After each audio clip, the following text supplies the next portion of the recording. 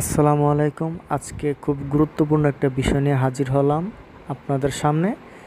ভিডিওটা যারা ইন্টারভিউ দেন, এটা ইন্টারভিউর ক্ষেত্রে এইটা খুব গুরুত্বপূর্ণ একটা বিষয় আসতে পারে আপনাদের সমস্যাটা। তো দেখেন, আমি যে বিষয়টা বোঝানোর চেষ্টা করতেছি এটা আপনাদের 100% কাজে লাগবে। একটা স্টিচ পাতল আর একটা স্টিচ ঘন। আচ্ছা, এখন আপনাকে যদি বলা হয় যে আমার ব্যাক স্টিচের স্টিচটা ঘন আছে পাতল করতে হবে বা পাতল আছে ঘন করতে হবে, তখন আপনারা কী করবেন? তখন কিন্তু আপনারা সমাধান করতে পারবেন না যদি না জানেন। তো স্বাভাবিক সেলাই যদি পাতল থাকে, ব্যাক স্টিচের স্টিচ যদি ঘন থাকে, এটা যদি কেউ আপনাকে বলে এটা কিভাবে করবেন। আচ্ছা যাক, এখন আমরা একটা প্রসেস করতেছি। প্রসেসের মধ্যে আপনার ব্যাক স্টিচ দিলে আপনার বডি জাম ধরতেছে বা ব্যাক স্টিচ দিলে বডি আটকে যাচ্ছে। তো ওইখানে যদি আমরা ব্যাক স্টিচের স্টিচটা যদি পাতল করতে পারি তাহলে কিন্তু আমাদের সমস্যাটা সমাধান হয়ে যাবে। আচ্ছা, এখন মনে করুন যে আরেকটা সমস্যা আমরা ফিল করব। আমি আপনাদেরকে ইশারায় দেখাচ্ছি, আমি পরে আপনাদেরকে প্র্যাকটিক্যালি দেখাবো। এখন আমি যেটা বোঝানোর চেষ্টা করছি এটা বুঝবেন। তো দেখা গেছে যে ব্যাক স্টিচ দেওয়ার পর মনে করেন যে সেলাই খুলে যাচ্ছে, ঠিক আছে? তো ওই ক্ষেত্রে যদি আমরা ব্যাক স্টিচের স্টিচটা যদি একটু ঘন করে দিই, ব্যাক স্টিচের সাধারণ স্টিচ ঠিক থাকবে বাট ব্যাক স্টিচের স্টিচ যদি আমরা ঘন পাতল করতে পারি, আমরা প্রসেস অনুযায়ী আমরা কি এটা ব্যবহার করতে পারবো। সময় অনুযায়ী কখন কোন জায়গায় কোন সিচুয়েশনে আপনাকে পড়তে হয় আপনি নিজেও জানেন না। তো এই কাজগুলো যদি আমরা জেনে রাখি অবশ্যই যে কোনো সময় কাজে লাগবে। তো আপনাদেরকে আমি দেখানোর চেষ্টা করতেছি। আমার বড় স্ক্রুড্রাইভার দিয়ে এই নাটটা লুজ দিলে কিন্তু আমরা এটাকে অ্যাডজাস্টিং করতে পারবো, ঠিক আছে? তো আমি স্মল দিয়ে আমি এটাকে ঘোরানোর চেষ্টা করতেছি, আপনারা একটু খেয়াল করে দেখেন। তো আচ্ছা, এটা ঘুরাইলে কি হবে? উপরে এবং নিচে যাবে। আচ্ছা, উপরে নিচে গেলে কি হবে আমি আপনাদেরকে আর একটা প্রক্রিয়াভাবে আপনাকে দেখানোর চেষ্টা করতেছি। আমরা 3টা ধাপ করে নিছি, উপরে, মধ্যখানে, নিচে। আচ্ছা, উপরে গেলে কি হবে? এটার একটা সুবিধা অসুবিধা আছে অবশ্যই। উপরে গেলে কি হবে, নিচে গেলে কি হবে, মাঝখানে থাকলে কি হবে। প্রত্যেকটা কাজের সুবিধা অসুবিধা আছে এবং থাকবে, ঠিক আছে? একটা প্রভাব বিস্তার হবে যে কোনো কিছুই। আপনি যদি আপনার গায়ে যদি জ্বর আসে, অবশ্যই আপনার শরীরটা গরম হবে। তো এটাই স্বাভাবিক, প্রত্যেকটা কাজের একটা প্রতিক্রিয়া আছে, সেটা কি করবে। তো যাই হোক, আমরা উপরে যদি নিয়ে যাই তাহলে কি হবে?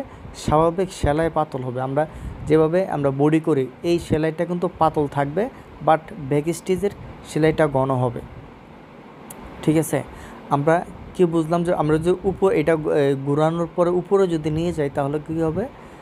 স্বাভাবিক সেলাই পাতল হবে, ব্যাক স্টিচের সেলাই ঘন হবে। আচ্ছা, এবার আমরা নিচে আসি, মাঝখানে আমরা পরে আসব।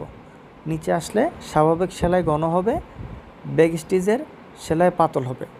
আচ্ছা, ঘন পাতল বলতে এত ঘনও না আবার এত পাতলও না। এখানে মোটামুটি 1 ইঞ্চিতে 3 থেকে 4টা বা 2 থেকে 3টে স্টিচের ব্যবধান থাকবে।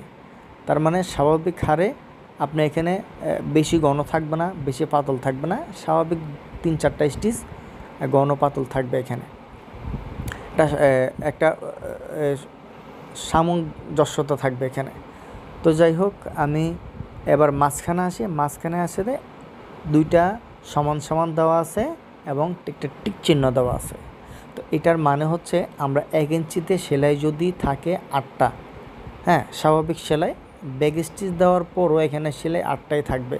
আপনি যদি মনে করেন যে না, আমার মেশিনটা স্বাভাবিক সেলাই যদি 8টা থাকে, হ্যাঁ, ব্যাক স্টিচ দেওয়ার পর অনেক সময় দেখা যায় ব্যাক স্টিচ ঘন, হ্যাঁ, কোয়ালিটি ধরে যে এটা হবে না, ব্যাক স্টিচের সেলাই ঘন, এটা পাতল করে দাও, মানে ব্যাক স্টিচ দিলেও যেন এতটাই থাকে। তো মাঝখানে রাখলে এই অপশনটাই হবে। তো এখন প্র্যাকটিক্যালি দেখাবো আমরা আপনাদেরকে। তো অবশ্যই যারা নতুন আছেন অবশ্যই আমাদের চ্যানেলটি সাবস্ক্রাইব করবেন, এবং যারা মেকানিক্যাল কাজ শিখতে চান অবশ্যই স্ক্রিনে দেওয়া নাম্বার থাকবে, আমাদের সাথে যোগাযোগ করবেন। আমাদের যে পরিকল্পনা ট্রেনিং সেন্টার নিয়ে মানুষকে কাজ শেখার জন্য, হাতে ধরে মানুষকে কাজ বোঝানোর জন্য, সেই প্রক্রিয়াটাই আমি আপনাদেরকে দেওয়ার চেষ্টা করব। তো আমি আপনাদেরকে এটা দেখানোর প্র্যাকটিক্যালি দেখানোর ট্রাই করতেছি। আমি কিন্তু প্রত্যেকটা কাজ আমার চ্যানেলের ভিডিওতে কিন্তু আমি সঠিকভাবে বোঝানোর চেষ্টা করি, সঠিক তথ্য তুলে ধরার চেষ্টা করি। আমি কিন্তু শুধু ভিডিও বানাই না, আপনারা জানেন আমি যে ভিডিওটা বানাই আপনাদেরকে বোঝানোর জন্য বানাই। তো আমি কিন্তু এটাকে পজিশন করে নিচ্ছি উপরে বা মধ্যখানে এবং নিচে। তো যেহেতু প্রথমে আমরা উপরের ইয়াটা দেখাইছি, তো এখন আমরা নিচে নামালে কি হবে এটা আমরা প্র্যাকটিক্যালে দেখব, বুঝব এবং জানব। মেকানিক্যাল কাজ হচ্ছে আপনি মুখস্থ কোনো কাজ করতে পারবেন না, সবসময় মাথায় রাখবেন ইনস্ট্যান্ট বুদ্ধি দিয়ে আপনাকে মেশিন ঠিক করতে হবে। কারণ মুখস্থ থিওরি দিয়ে আপনার কাজ করা খুব কঠিন। বাস্তবতা এবং মুখস্থ থিওরি এখানে অনেক অনেক তফাৎ, ঠিক আছে? তো আমরা পজিশনটা নিচে নিয়েছি, আমরা স্ক্রুটা টাইট দিলাম। টাইট না দিলে এটা জাম স্ক্রু, এটা কিন্তু জাম হবে না, এটা টাইট দিতে হবে। এখন আমরা সেলাই করে দেখব। তো আমি এটা বলিনি, এখানে মেশিনের সমস্যা আছে আমি বলি, কারণ এখানে মেশিনের প্লেট ছিল আপনার মনে হয় 22 নাম্বার আর নিডেল ছিল 9 নাম্বার। তো যার ফলে আমার একটু সমস্যা হয়েছে। আর জাস্ট আপনাদেরকে বোঝানোর জন্য আমি একটা মেশিন নিয়েছি হাতে। তো আমি আপনাদের এখন দেখাবো আমাদের যে প্র্যাকটিক্যালি যে কাজটা, আসলে এটা করার পর আদৌ এটার কোনো প্রভাব বিস্তার পড়ে কি না সেটা তো দেখতে হবে। আমি বললাম হলো না, কথা কাজে মিল নাই, তাহলে তো হবে না। তো এখন আপনাদেরকে দেখানোর চেষ্টা করব। আচ্ছা, আক্ষরিক করতে আপনারা একটু দেখেন তো, আমাদের যে প্রথম যেটা স্বাভাবিক সেল এটা কিন্তু একটু ঘন হয়েছে, আপনার খেয়াল করে দেখেন এটা কিন্তু একটু পাতল হয়েছে, ঠিক আছে? তো কোনো কাজের ক্ষেত্রে এটার ঘন পাতলটা একটু বেশিও হইতে পারে, ঘনটা একটু বেশি হইতে পারে, পাতলটা একটু বেশি হইতে পারে।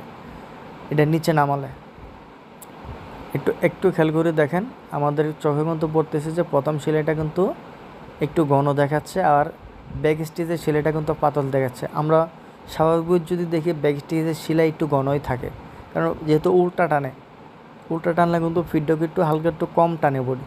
তো এইখানে ওই ক্ষেত্রে কিন্তু আপনার ফিডব্যাক কিন্তু ভালো একটা রেসপন্স করছে, স্টিচ কিন্তু অনেক মোটামুটি একটু পাতল করার চেষ্টা করছে। তো যাই হোক, আমরা বুঝতে পারলাম। তো এখন আমরা এটাকে স্ট্যান্ডার্ড করব, মাঝখান বরাবর রাখবো। এখন মাঝখান বরাবর রাখলে কি হয় সেটাও আমরা এখন দেখব। তো আমরা এখন মিডল পজিশনে রাখবো। এটা যেহেতু ঘোরাইলে উপরে এবং নিচে যাবে, এবং আমরা মিডল পজিশনে রাখবো। মিডল পজিশনে রাখলে আমরা এখন দেখব আমাদের যে স্টিচ যে কাউন্টারগুলো স্টিচ যে হচ্ছে এটা কি দুটোটাই সমান থাকে কি থাকে না, এটাই আপনাদেরকে দেখানোর চেষ্টা করব। তো যারা নতুন কাজ শিখতেছেন, আমি যদি বলি আমি সাধারণ একজন মানুষ, আমি তেমন কিছু জানি না, চেষ্টা করি আপনাদেরকে একটু বোঝানোর জন্য। ভুল হলে অবশ্যই ক্ষমা দৃষ্টিতে দেখবেন। তো আমি এখন স্ট্যান্ডার্ড করে নিলাম, মানে মাঝখান বরাবর করে নিলাম। স্ট্যান্ডার্ড মানে হচ্ছে মাঝামাঝি, ঠিক আছে? ডিফল্ট যেটাকে বলে। তো যাই হোক, এখন আমি আপনাদেরকে দেখানোর চেষ্টা করব। সরি, ওই যে বললাম যে আমাদের মেশিনে একটু সমস্যা ছিল, নিডেল 9 নাম্বার কিন্তু প্লেট 22 নাম্বার। তো তাড়াহুড়োর জন্য আপনাদেরকে দেখানোর জন্য আমি এইটা নিডেল 9 এবং প্লেট 22 হলে যে সমস্যাটা হয় এটাই হচ্ছে সুতা ছিটতেছে, স্কিপ পড়তেছে। তো এটাই স্বাভাবিক, কারণ নিডেলের সাথে একটা প্লেটের সম্পর্ক আছে। তো এটা নিয়ে যদি ভিডিও চান তো অবশ্যই কমেন্ট করে জানাবেন। আমি এটা নিয়ে প্লেটের সাথে নিডেলের যে একটা সম্পর্ক আছে এটা নিয়ে বিস্তারিত আলোচনা করব। তো আমি আপনাদেরকে দেখানোর চেষ্টা করতেছি আমাদের স্ট্যান্ডার্ড করার পর কীরকম আসতেছে। আচ্ছা দেখেন তো, আমাদের স্ট্যান্ডার্ড পজিশন করার পর দেখেন স্টিচ কিন্তু দুটোটা সেম দেখাচ্ছে, দুটোটা স্টিচ কিন্তু সেম ক্যাটাগরিতেই কিন্তু দেখাচ্ছে। দেখেন এইটা এবং এটা দুইটা কিন্তু একদম সেম ক্যাটাগরি। আমরা মাঝখানে রাখলে স্টিচ সেম হবে, যদি 8টা থাকে 1 ইঞ্চিতে ওইটাও ব্যাক স্টিচ দিলেও কি 8টা থাকবে। আমরা এখান থেকে এটা অ্যাডজাস্ট করতে পারবো। তো আজকে যেটা শিখলাম অবশ্যই এটা ইন্টারভিউতে আসতে পারে, ক্রিটিক্যাল একটা বিষয়, ইন্টারভিউতে এটা দিতে পারে। ঠিক আছে, তো আপনারা এই যে দেখেন আমি আবারও সেলাই করতেছি, সেলাই করে আপনাদেরকে দেখানোর চেষ্টা করতেছি। স্টিচ সেম আছে, একদম সেম। তো যদি ভিডিওটা ভালো লাগে অবশ্যই লাইক দিয়ে এবং কমেন্ট করে জানাবেন এবং আমাদেরকে কাজ আরও নতুন নতুন ভিডিও দেওয়ার জন্য উৎসাহিত করবেন। তো যারা কাজ শেখার ইচ্ছা আছে অবশ্যই আমাদের সাথে যোগাযোগ করবেন। তো আপনারা নিজেরাই দেখেন যে আমি যে বিষয়টা আপনাদেরকে বোঝানোর চেষ্টা করছি এটা আদৌ সত্য কিনা মিথ্যা। তো আজকে পর্যন্তই।